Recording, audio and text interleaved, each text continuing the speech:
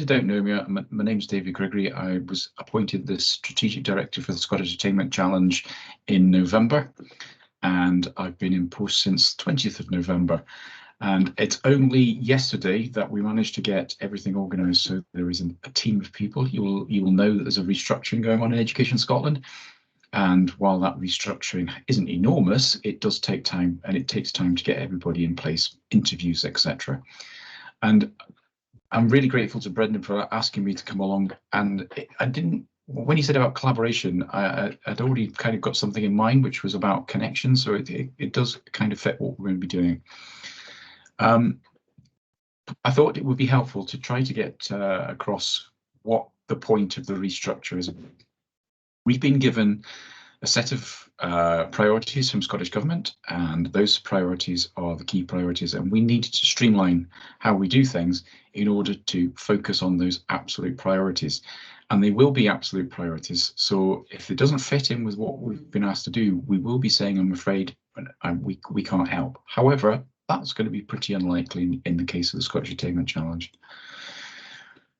Connections are whenever I see somebody talk about connections, they always put up a diagram like this, and it's uber complicated, and there's loads of things, and they make out it's massively difficult, and oh, what a system we are in. And I'm not denying that it's a difficult system, but every connection starts with one person connecting with another person, and you have that connection already with your attainment advisor, and they will continue to be the key person in your local authority working around the Scottish Attainment Challenge. But I'll come to it later on that they will have, hopefully have, a bigger armoury of tools to work with to enable them to support you in your work.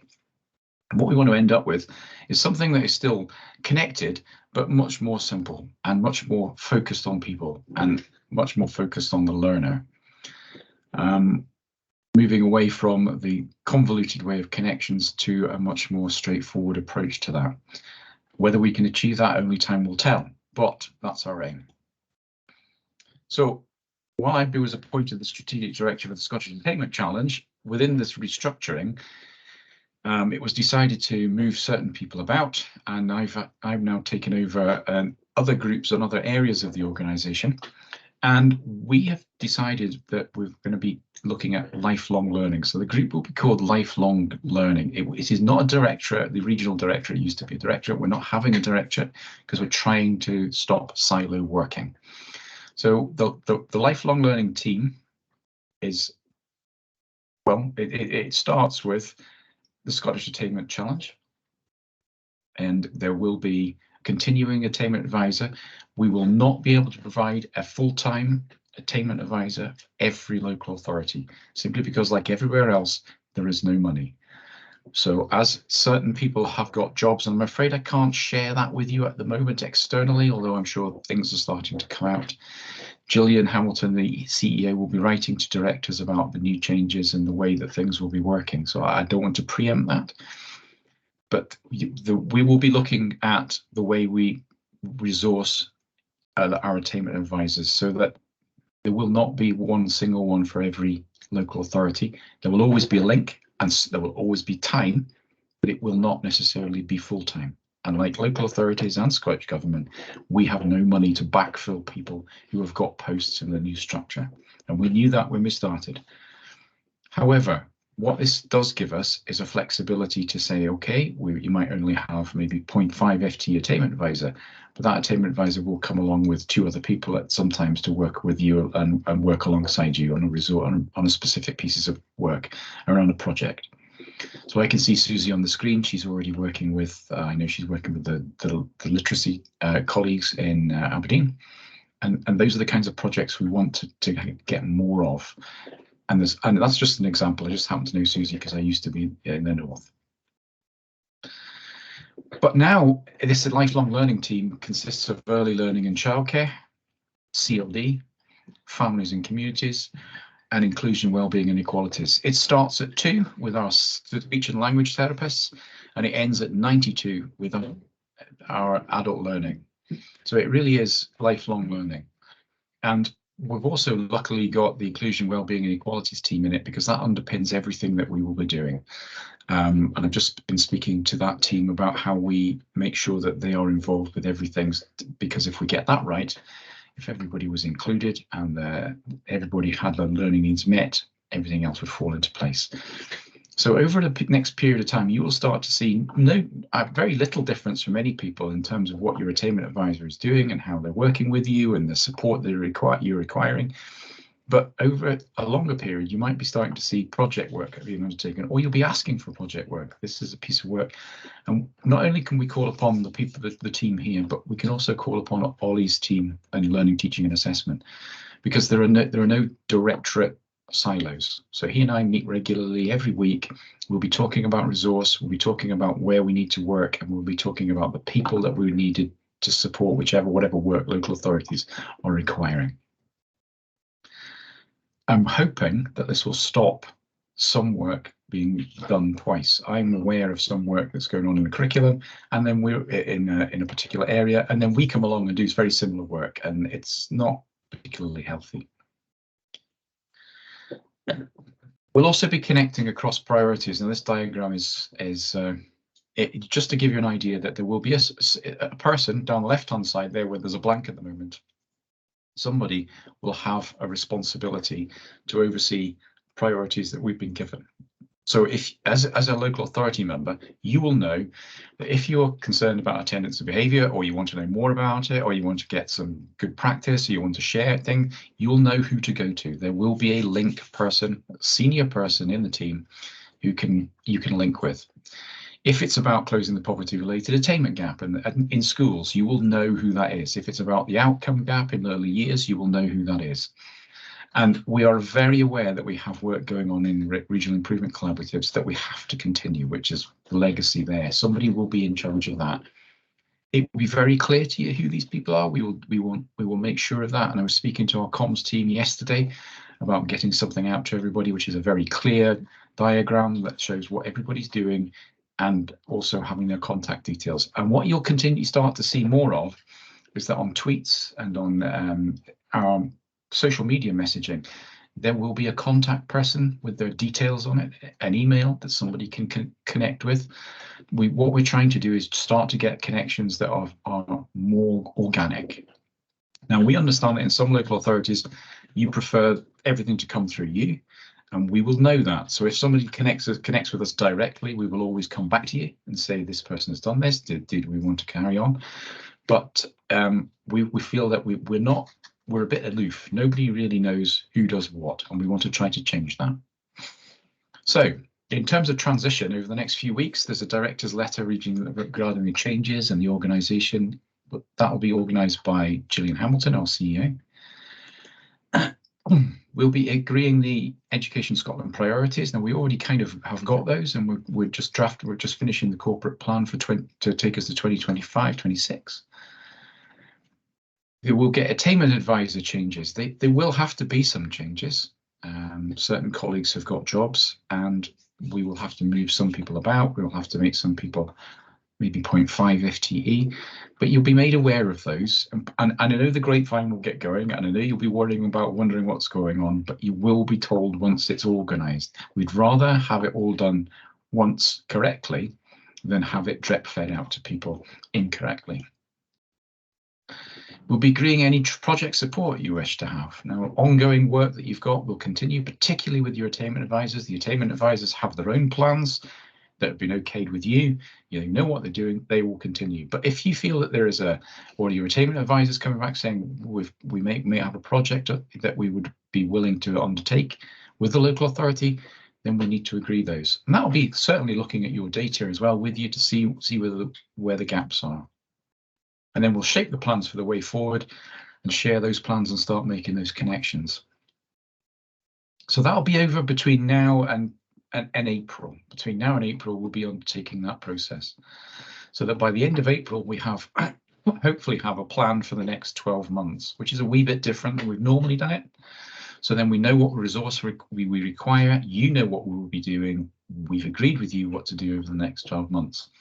But all of that is realistically additional to the attainment advisor. The attainment advisor will continue to agree their plans with you, will continue to focus on those stretch aims, will continue to support in terms of equity. But if you require over and above that, there will be a means to bring the rest of Education Scotland's resource to bear on whatever the issue is. And that's hopefully resourced April, May time to start, probably in August, in the start of the new year. And what we're trying to do is, if we're going to agree something with you, then we're trying to do it this time of year so that your schools can then put that into their improvement plans, can have working time agreements around it.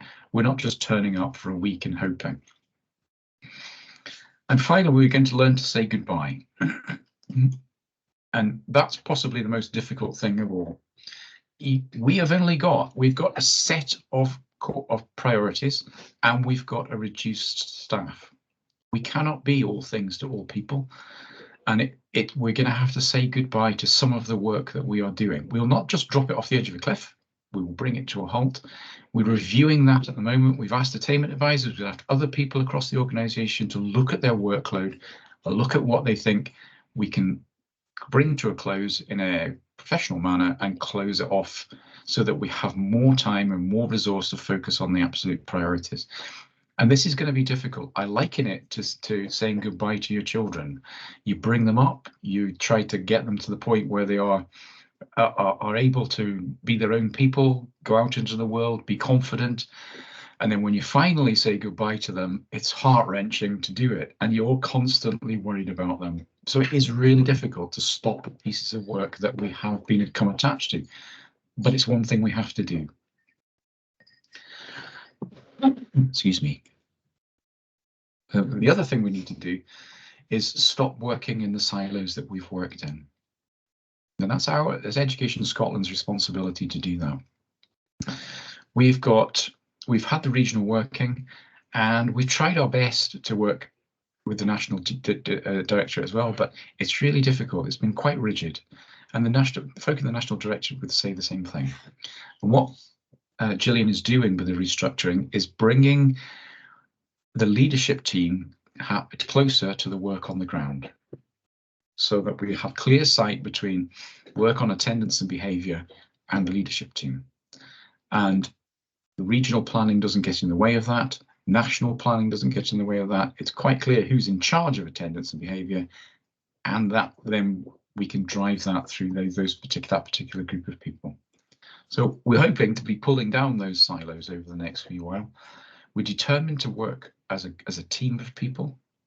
So while the attainment advisors have a specialist set of skills, they're now part of a much wider group of people who they've always been able to call on bits of the regional team and other bits and pieces, but they can call on a far wider team of people to work with and stop working in silos, particularly where IWE is concerned, because that runs across everything that we need to do from 0 all the way through to 92.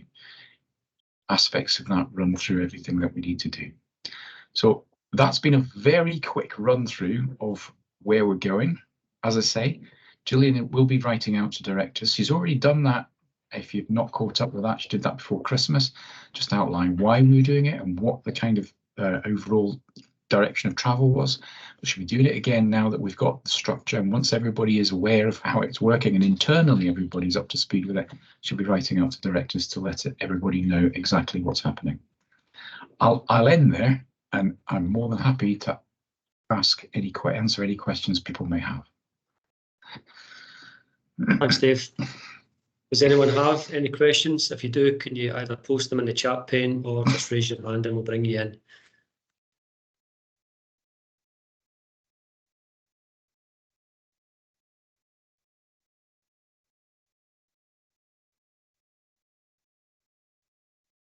I always like a silence.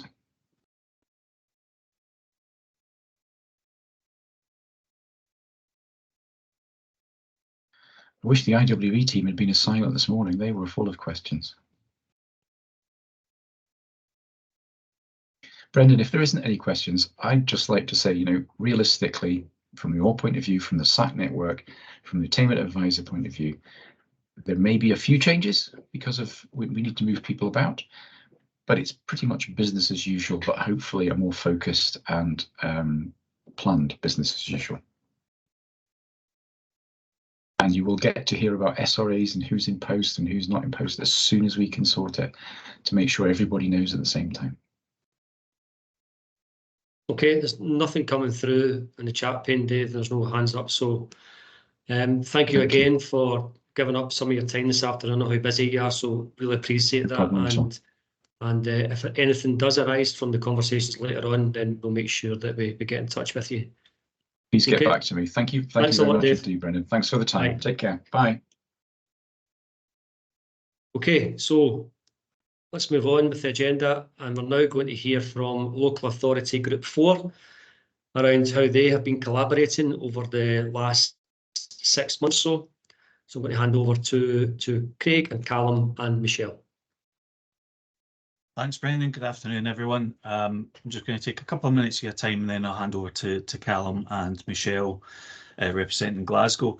What we wanted to do this afternoon was very much in the theme that David has set out for us, round about collaboration, and with the Local Authority Group 4 that Brendan mentioned there.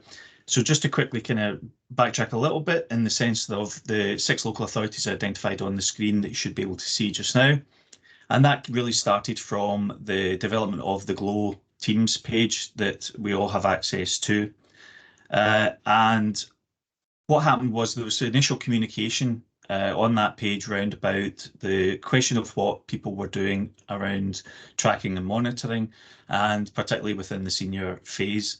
What that then led to was an in-person meeting in October, which is no mean feat, and trying to coordinate diaries and share dates with people took some time, but we did manage to get a date in the diary that suited the majority, and that took place in Livingston in October, and that was actually then followed by another meeting in the Optima in January. From that, what happened was there was conversations on practice and also linked themes, so it grew arms and legs, and we started to comment on other themes that were impacting on tracking and monitoring.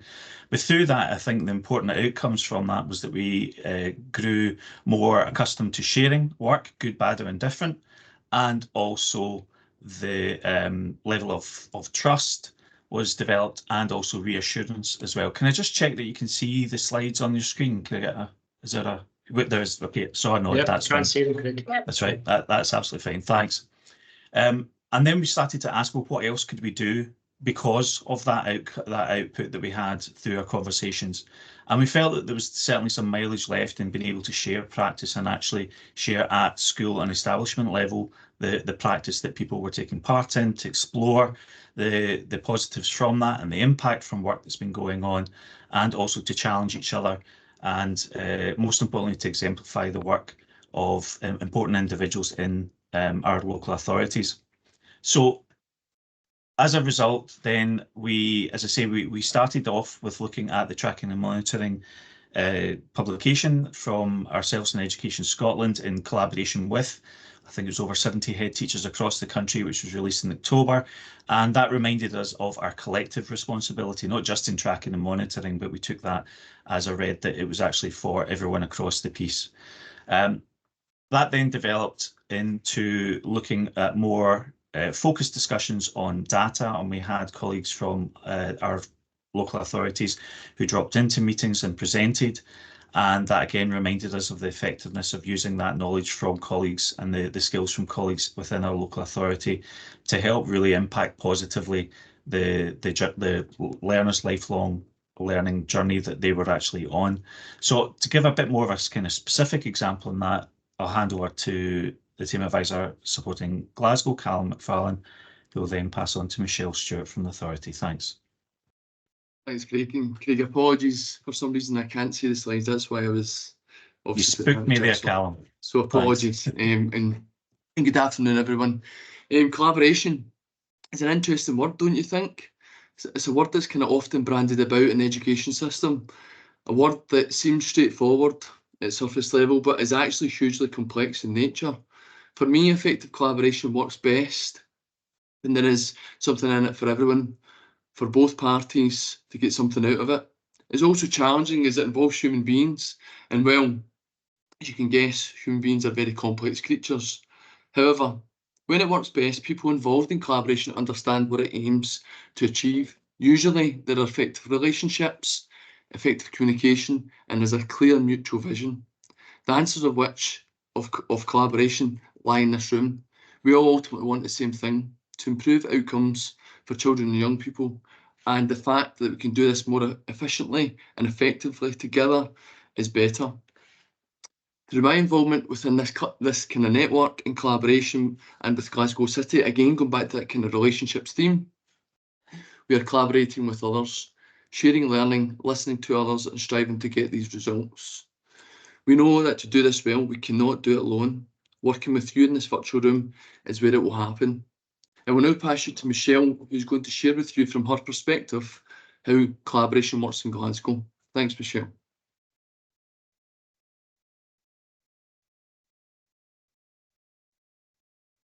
Is it Brendan, are you moving the slides? Thanks very much.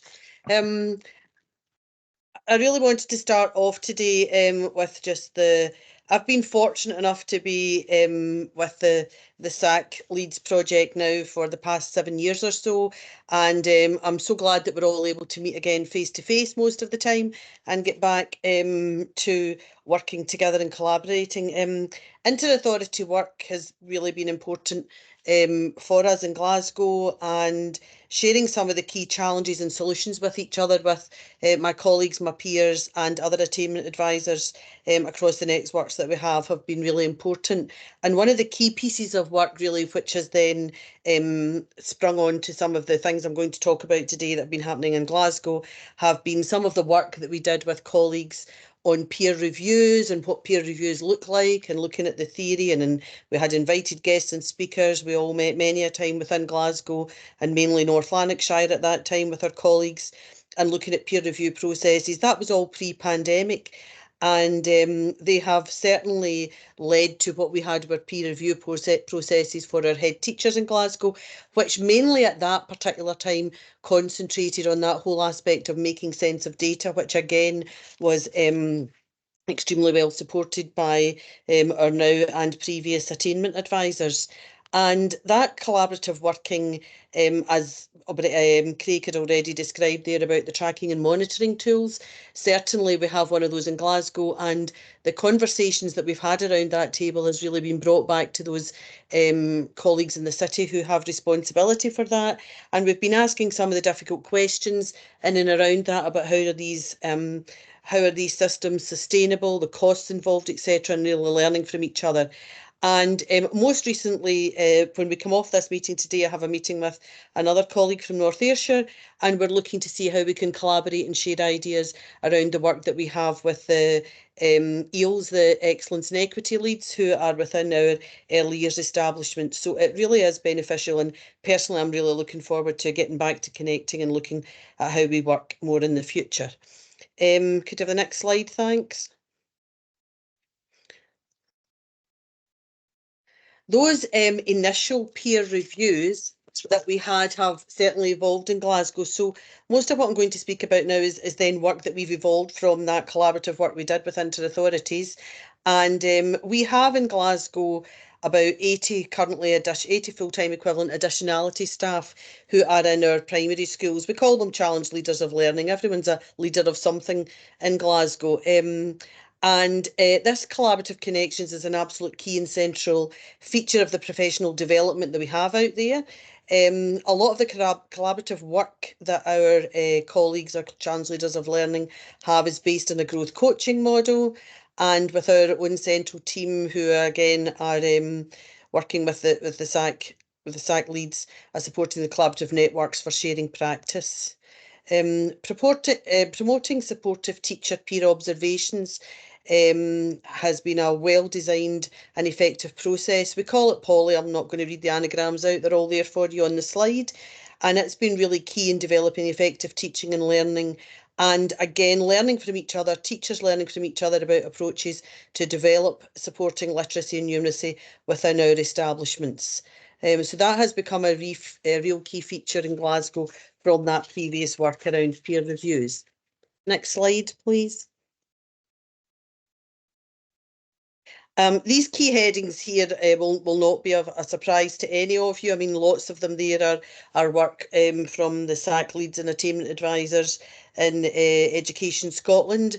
But we, from those peer reviews, we then decided in Glasgow that one of the gaps we had was for our DHTs. We were working really strongly with those additionality staff and with teachers and with our head teachers, but not our DHTs. So we started off with DHT Connect networks.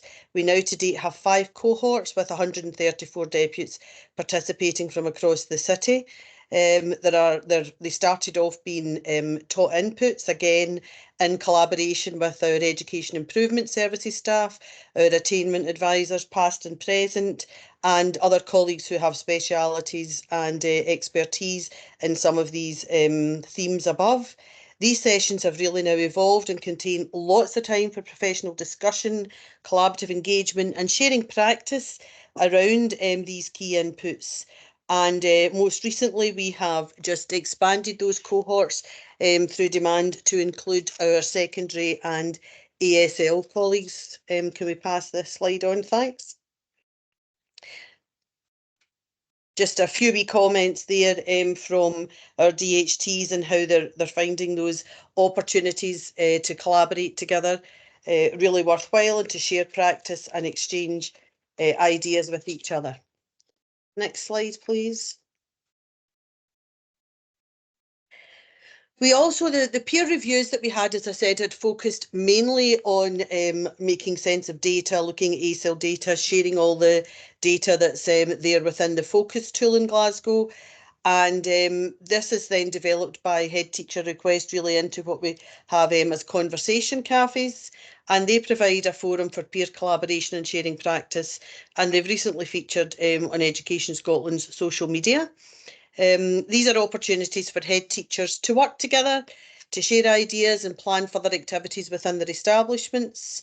And it always reflects a current big question. And the big question that's currently out there just now is around which professional actions do head teachers take to make a difference to teaching and learning.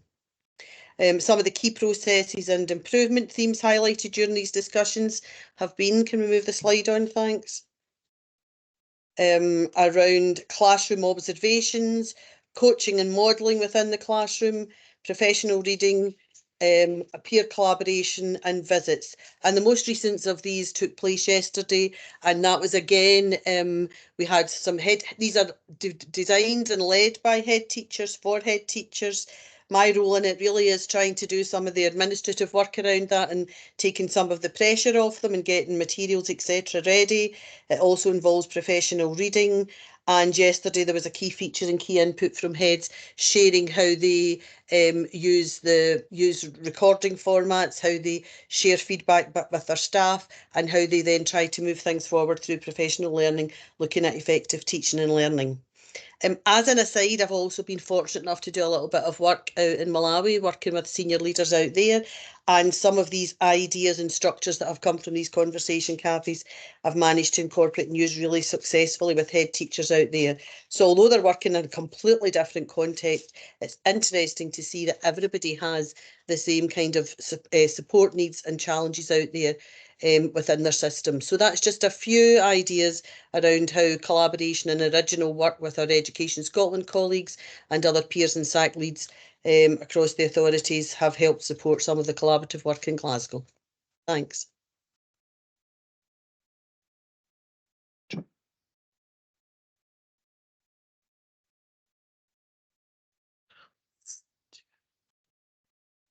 Thanks, Michelle. And Brendan, I'll pass back to yourself. Thank you. Thanks, Craig, and thanks, Callum, and thanks, Michelle. Really interesting stuff going on in that local authority group. So does anyone have any questions for Group 4 around about, what led them to work in this way, what led to that theme, etc., or anything else that's occurred to you from listening to the presentation?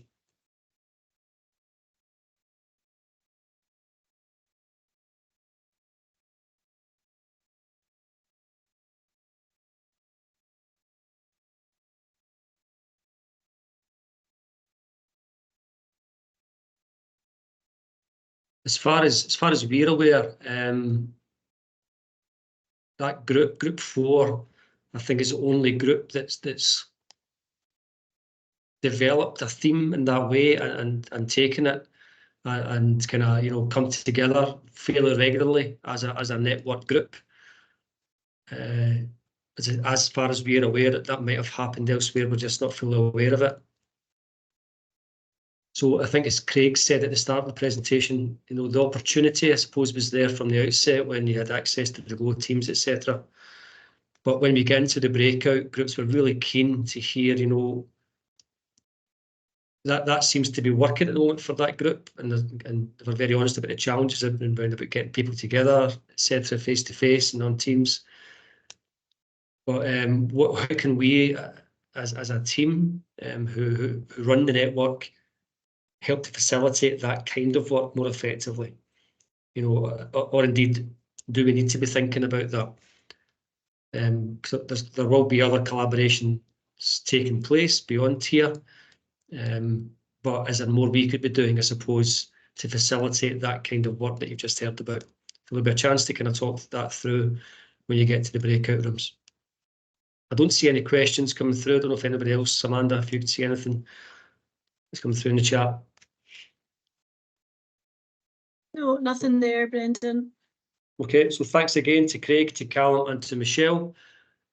Oh, is there something on the chat pane there? That's something just appeared now, Brendan. Okay, I think that's from Rona. So the question is, as a result of the peer work, where have you seen the greatest improvement, and where has system level capacity for quality assurance and quality improvement been improved? Now there's a really good question.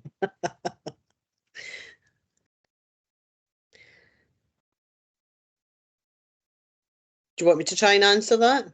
That'd be great, Michelle. Okay.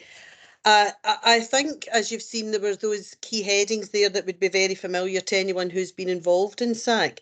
And I think what we've tried to do is have that capacity for quality assurance and quality improvement at all levels of the system, with both our class teachers who are leading with that additionality, with our deputy head teachers and with our head teachers, and particularly that deputy head group. I mean, what has really happened there is, quite often it's your DHTs who have the capacity and the time, and maybe head teachers supporting them with ring fence time to move things forward, particularly if we're looking at the moment, a lot of that has been around data. So it certainly has helped for all of our staff at all levels to be data informed, to be able to use data for improvement, to understand how they can gather data, etc., for themselves, as well as just not the additionality teachers to help support head teachers within the system there. So I think that's been the key items, and for us, certainly in Glasgow at the moment, and it's always been a focus, but there's a renewed drive on that effective teaching and learning and how we support that and drive that forward, not only with the toolkits and the programmes that we have there to help support teachers with the features of effective teaching and learning, but how we monitor, support and challenge that as we go along. So lots of information there in the system, which everyone at every level is understanding. So I think that's what's really been helping and making the difference within that. And we are beginning to see it come through, like everyone else, attainment's moving slowly, but even within our latest inspections and things, we can see improvements under those particular quality indicators for 2.3 and 3.2, etc. Thanks, Michelle. Rona, does that cover what you were looking for?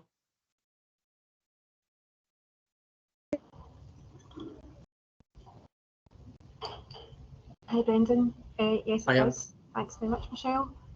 And it's been really interesting, and I was typing into the chat room, but I'll not bother now, but it's that kind of, it's really good when you have that precise focus on a limited number of things, the difference that you can make.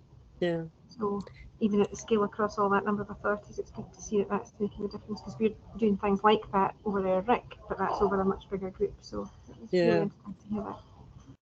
I think also we all feel, you know, the churn within our systems. You know, I mean, everyone will always talk about the size of an authority or the size of a RIC, but quite often for me, it's more about the churn and the personnel that are there, the teachers that are in front of us, the DHTs that are in front of us. So, you know, these programmes and renewing the cohorts and it not being something that's just a one-off thing, it's a continual cohort. It's also informed by the needs of the group as well, you know, but you have to keep these things going because there's a huge amount of head teachers coming through, huge amount of deputies coming through, a huge amount of class teachers coming through who all constantly need to be updated and informed, you know. So sometimes it feels like the hamster on the wheel, but it's trying to do that and keeping everybody up to speed. Thank you. Okay, thanks, Michelle. Are there any other questions for Local Authority Group 4?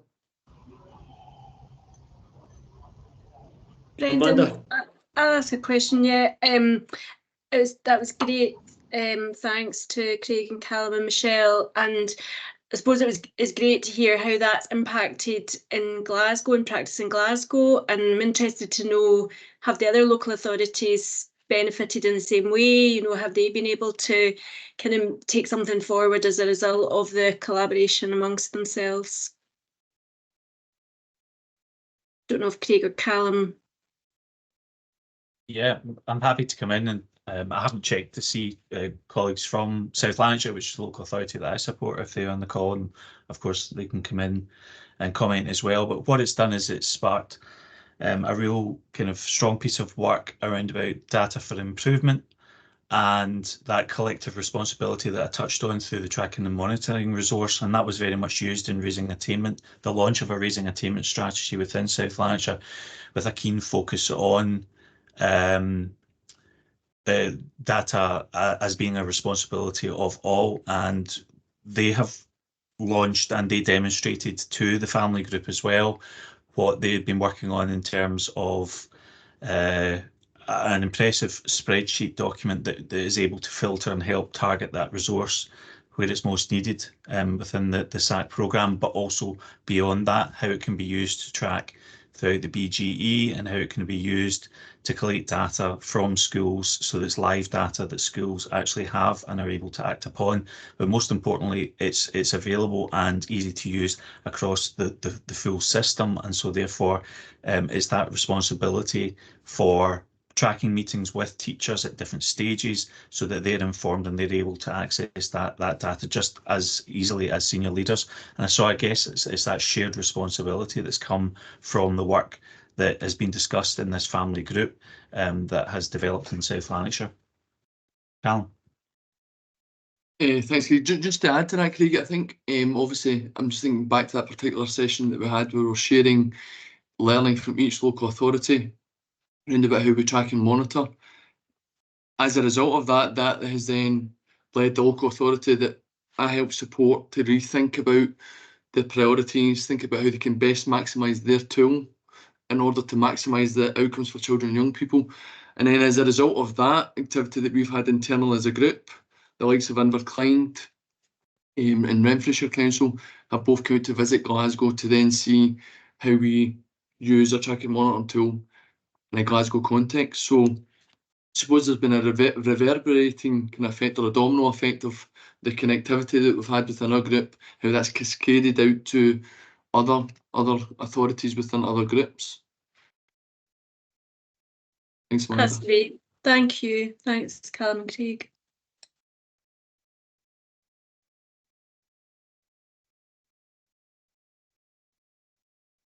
Sorry, I was struggling to unmute there. Yeah, thanks for that. Really interesting, and I think, you know, good for Rona to kind of really focus in on, I think, on what's the impact of this, because if you're going to take the time to come together to work with other local authorities, you really have to, you know, make it worthwhile, and you've got to have an impact. What impact is it you're trying to have? So that was really good, and thanks for adding some more there to the presentation, Craig, Callum and Michelle. If there's nothing else for that group, if you just give me a second, I'm going to start sharing the next presentation.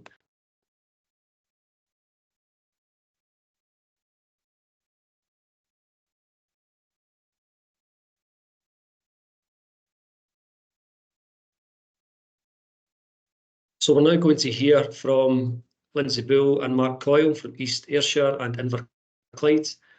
So this is going a bit beyond the local authority groupings within this network. We're going to hear how those two local authorities have got together on a joint piece of work, and to hear how that looked and what kind of was driving it and what they're looking to achieve from it.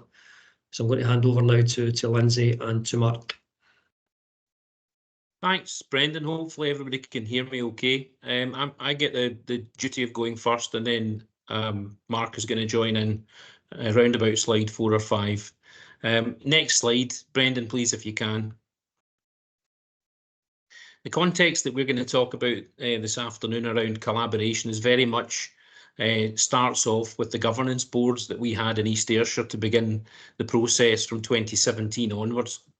As we became a challenge authority. One of the original, or the 2 additional challenge authorities as ourselves in Renfrewshire were added to the original 7.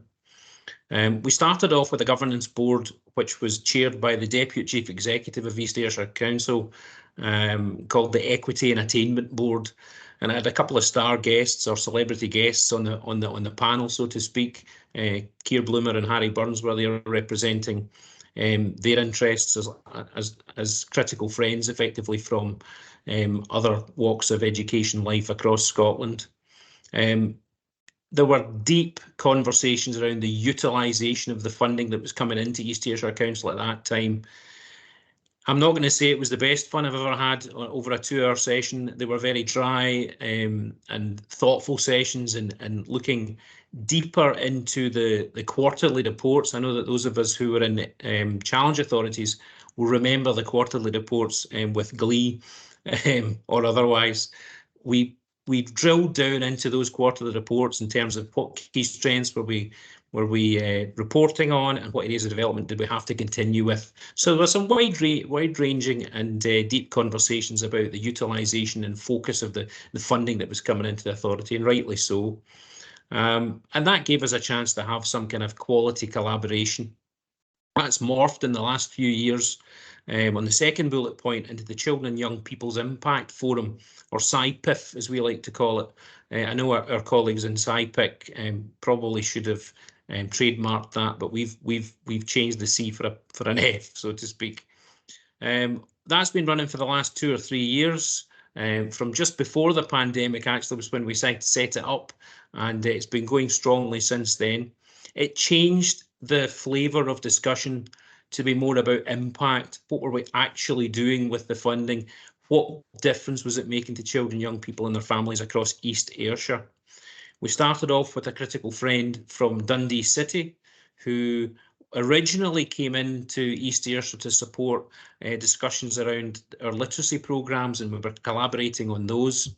However, it developed very much now into, at that point, into a critical friend who was going to be part of our governance board. And that person retired last year, and we searched high and long for a replacement, and we found Mark Coyle, thank you Mark, from Inverclyde, who joined ourselves. Inverclyde being a very similar authority in terms of context, size, former SAC authority, and a real strong critical friend who's now part of that governance board. The governance board looks at PEF, KEF, SEF, all funds that come into East Ayrshire, has guests coming to speak and discuss their PEF funding and how they're utilising it across schools, etc. So it's a strong governance board where we look at impact. Next slide, please, Brendan. Looking backwards again now at the beginning of the SAC life cycle, we had our initial official SAC trio events where 3 authorities were pulled together, often in an office in Glasgow, to discuss progress and outcomes with Education Scotland and Scottish Government colleagues. And again, that was very much a scrutiny event where, although we were collaborating, it was collaborating on outcome rather than process. The second bullet point really exemplifies the fact that we didn't feel that those official SAC trio events were actually leading us anywhere in terms of improvement. It was very much a reporting cycle. So we got together with the 3 local authorities that are outlined there and worked together on our work streams in terms of what we're doing for literacy in East Ayrshire and North Lanarkshire and Renfrewshire, etc. So all of those different bits and pieces came together. That was a really, really positive set of meetings that we held over a couple of years, where we were almost confirming, are we doing the right thing? Is this the right approach? Is this what you're doing with your allocation of funding? Is it the things that we should be doing that's going to make the biggest difference? We felt that that was a really strong collaboration. Next slide, please, Brendan. Here you can see the timeline. People love a diagram. So we've got 2018 right up to present day 2024. That just outlines what I've talked about in terms of partnerships in the first couple of slides. But the additional part in there would be the red text boxes where we're saying we've got an attainment advisor change. We've had 5 attainment advisors over the period of time since 2017 onwards. That is challenging because you're retelling a story that people have been embedded in for several months or years. That's not a typo at the top there with 2 boxes next to each other. We had one very short-term attainment advisor as we were in a transition phase. So we've had that challenge to deal with, and we've just been allocated a new attainment advisor. So it's back to the beginning of telling that story again of the progress of where we've been as an authority. But all of those different boxes and triangles and so on exemplify the types of positive collaboration that we've had, which has been really successful for us, we feel, in actually making us accountable for our actions. Next slide, please, Brendan. So this is my last slide. Mark, I'm preparing you there for taking over in a minute or two. The first bullet point really talks about, you know, the two-way engagement, but it's important to recognise that Mark and Inverclyde are our critical friend. They're there to tap me on the shoulder and be my voice of reason if something that they're seeing maybe isn't quite as it should be. Happily, we're working together in harmony. We're from authorities of very similar context. We're dealing with the tapered funding model, which is difficult to handle over the last couple of years in terms of staffing reductions. But we have a really honest and trusting relationship, I feel, and we can effectively pick up the phone and talk to each other whenever we need to, if there's an issue, and that defines the clear lines of communication. The biggest barrier would be diary alignment. We're busy people. We've had several meetings that have been cancelled and rescheduled after the initial rescheduling, which has been very difficult to organise. However, those open lines of communication have helped to alleviate that, and it's been a really positive experience working with Inverclyde. And thanks for listening to me, and I'll pass over to Mark. Thanks, Lindsay. Can everybody hear me okay? Yep, nods there. Yeah, I'd have to say, you know, thoroughly enjoyed engaging in collaborative opportunities with other authorities. It's that sharing practice and learning from one another that's key to making things, you know, work and moving towards improvements. The initial collaboration, as Lindsay had said, with East Ayrshire was particularly focused around governance. Looking very carefully at the processes that were in East Ayrshire, comparing in that reciprocal agreement, allowing Lindsay and letting Lindsay have free rein with his opinion within Inverclyde as well. And as Lindsay said, honesty is the best policy, but I do have to say it is quite daunting going into someone else's authority and being the external eye and hoping that your opinions are going to be taken in the right frame in that professional approach. And I think you know that relationship building at the very beginning is crucial to making sure that that's a success. Moving on from the kind of governance approach, there was more opportunities that became very apparent as we moved from the SAC to SAC refresh.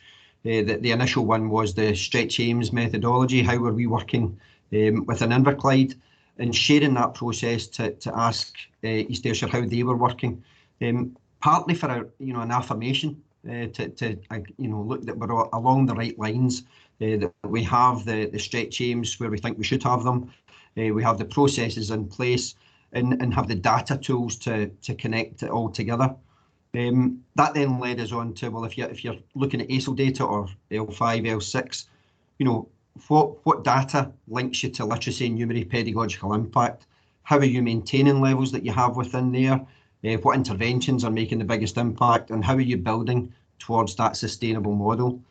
We're very fortunate we've both got, you know, excellent data teams that we work with. Well, I've got an excellent data lead. I think Lindsay's got a few more data experts within his team. And again, it was the sharing of tracking systems to look to see what each authority was doing, how they were tracking, how often they were tracking, what those tracking periods looked like, and what the impact of the tracking was, because, you know, as everybody would know, data comes out your ear, but if you put rubbish data in, you're going to get rubbish data back out. And again, the opportunity through the governance and the SIPIF meetings to really investigate the impact of PEF, and hearing the stories and the journeys of primary schools and secondary schools and how they use their PEF allowed me to return to Inverclyde and share those journeys with my own colleagues, my own head teachers within Inverclyde, so that they had the opportunity to possibly link to schools within East Ayrshire. That's not happened yet, but there is potential there for the future for that to happen. And as Lindsay said, you know, the financial management decisions are always going to be the challenging one, especially when your funding is reducing and your capacity is becoming less. And it's asking those key questions as to how are you going to ensure this is going to work post 2026 when the funding possibly stops. Next slide, please, Brendan. Thank you. This slide here really focuses on what then further developed out of that collaboration, and it's linked in with other aspects within the Attainment Challenge process that Lindsay manages. We looked very carefully at PEF and how to track that PEF, and within Inverclyde, we weren't doing it as successfully as we would want to have done. They have a very, you know, engaging tracking system that is tied directly in with their HR department and their finance department, and being in touch with Kat O'Neill through the SIPIF process. She's the PEF lead officer within East Ayrshire. It broadened the opportunities for collaboration and allowed us to meet, to share the opportunity for tracking, to see how they were doing it, and to bring that back into my own data team to see how we could then adopt some of the practices that were there within East Ayrshire. It is very much a two-way process, although the next procurement aspect is probably one where we are really siphoning off the expertise within East Ayrshire. They have a very strong procurement department that is, you know, led an initiative that have enabled them to have a framework, a PEF framework of interventions, and 19 lots that their head teachers can gather or access at any point, and know that by accessing them from that framework, they are going to be compliant with the regulations. Something in Inverclyde we're not there with yet. However, we had an excellent meeting yesterday morning with Head of Procurement in Inverclyde and Head of Procurement in East Ayrshire, and that has led to joint working and moving forward. So we will hopefully have a framework by the start of the next session, and that will lead a confidence and an understanding for our head teachers that they can access this framework in the knowledge that they're not breaking any kind of framework or legislation, and that their approaches will be compliant. Also, with the reduced capacity within Inverclyde around procurement, it's going to make it easier for us to offer the services in a shorter term process. We then had further dialogue, and again these opportunities developed through the kind of SIPIF approach, looking at health and wellbeing. So the health and wellbeing officer, I think Kat again, has tied in with the health and wellbeing officer within Inverclyde. Excuse me, that was particularly around the national surveys. Next slide, please, Brendan. Excuse me. And I think, you know, you kind of look through the information that we're presenting today, and that big question, so what? Big deal. You know, you're talking to one another, you're collaborating, but we didn't want collaboration just to be a tick box. It had to be meaningful, it had to deliver impact. And as Callum said at the very beginning from their presentation, it has to lead to that impact. There's no point in wasting people's time. We don't have that time to waste. So what has the impact been? that ability to be a critical friend, to share approaches around the thinking and decision-making process, excuse me, from a local authority perspective, it provided a safe space to open up and provide opinions. Governance meetings have provided the reflection and the sharing of good practice, an opportunity to see how other local authorities work and how we can influence and impact the programme through their expertise, opportunity to observe good practice, to share that good practice across both authorities, looking at stretch aims planning, seeing how the data that we are pulling together, how we can utilise that data effectively and make the biggest impact that we can for our head teachers, leading down into improved learning, teaching and assessment, high quality, linking into pedagogy and improving outcomes for our children. And that dialogue around about the SAC exit planning, where are we going with it, how are we going to do it effectively, and how is that going to make that impact going forward, leading to sustainability. I know there's going to be further opportunities for collaboration, and we welcome that, but it is becoming more apparent that these opportunities are coming through the professional dialogue that we're having. I'm happy to take any questions, although I would probably direct you to Lindsay if they're very challenging questions, and thank you for your time this afternoon.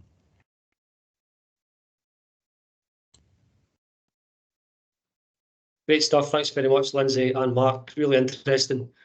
Very different example around about how those two local authorities are working compared to local authority group 4.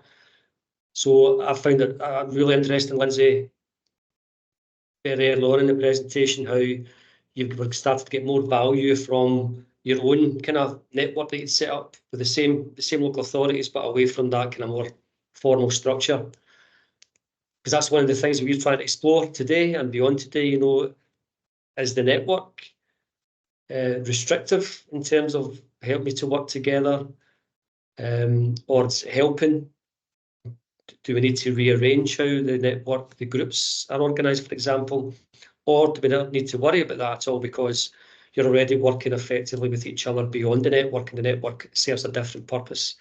So we're really keen to explore all of that when you go into your groups. But for the moment, are there any questions for either Lindsay, the very, very hard questions for him, obviously, and the more straightforward ones that Mark is looking for?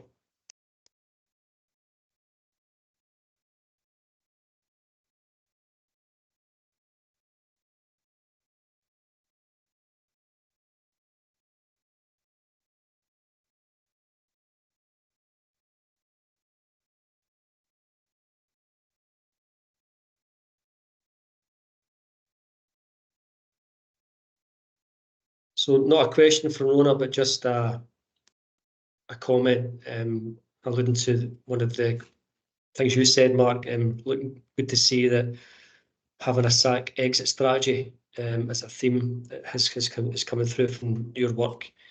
And very interestingly, of course, both former challenge authorities. So you've been on this journey for a long time, and different levels of experience compared to local authorities who have just been getting funding for the last couple of years. Lauren's made a comment, interested to see how governance models have shifted. Lauren, do you want to elaborate on that? No, thanks, Brendan. It's just a comment. I think we're in the same position. You know, Lindsay and I have been in this for a number of years now, so I think we've kind of approached the same type of governance in terms of shifting that. So it was just really just to say that, yeah, we recognise that, and it's good to see it. Thanks. Thanks, Lauren. Anyone else?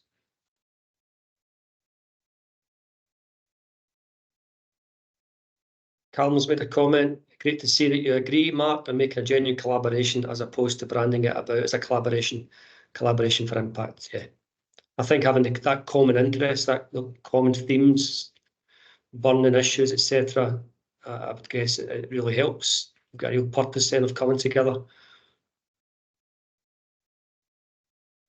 Okay, we're 5 minutes behind schedule, which isn't bad. We're going to now move you into your breakout groups, and we really want you to explore this idea of collaboration and how we can make it more effective within the network, beyond the network, etc.